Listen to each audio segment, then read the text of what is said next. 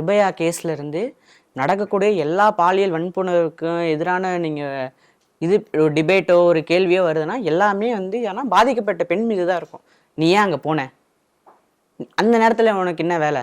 அந்த இடத்துல என்ன வேலை உனக்கு?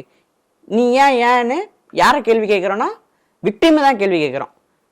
ஆனால் நீ அதாவது உன்னோட அதாவது உனக்கு வந்து இன்னொருத்தவங்கள தொடர்றதுக்கான அத்துமீறுவதற்கான அதிகாரம் உனக்கு கிடையாது அப்படின்றத நம்ம என்றைக்குமே கொஸ்டின் பண்ணல.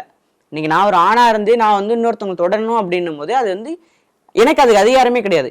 ஆண் பெண்ணுன்னு இல்லை, யாரை வந்து ஒருத்தவங்களை அத்துமீறுவதாங்களோ அவங்களுக்கு அது உரிமையும் கிடையாது, அதிகாரமும் கிடையாது. ஆனா அப்படி இருக்கும் போது இன்னைக்கு அந்த கேள்வியை அவங்கள பார்த்து நம்ம கேட்காம யாரை பார்த்து கேட்கிறோம்? விக்டிமை பார்த்து கேட்கிறோம். இன்னைக்கு பல டிவி டிபேட் பேட்ஸ்ல வந்து அந்த விக்டிமை வந்து ஏன் அப்படி பண்ணாங்கன்றது ஒரு கேவலமான ஒரு பேச்சு. அதுவும் வந்து குறிப்பா வந்து அது வந்து உண்மையாலுமே அது ஏற்புடையதாவே இருக்காது. ஏன் அப்படின்னா இன்னைக்கு வந்து சமுதாயமே அப்படித்தானே இருக்கு. எல்லா கேள்விகளும் பெண்ணை சுத்தி தானே இருக்கு. என்னைக்காவது வந்து ஆணுக்கான நீங்க அந்த ஒரு ஆண் சூசைட் பண்ணிக்கிட்டான் இந்த மாதிரி நடந்து அப்படின்னு பார்க்க முடியாது இல்ல. ஏன்னா எல்லாமே வந்து பெண்கள் உடல் சுத்தியே இருக்கிறதுனால இது பெண்கள் நோக்கி அந்த கேள்விகளும் கேட்குது. ஆனா அது கூடாது அப்படின்றதுதான் ஒட்டுமொத்த சமுதாயம் இது வந்து பொறுப்பேற்க வேண்டிய ஒரு விஷயமா இருக்கு அப்படின்றது.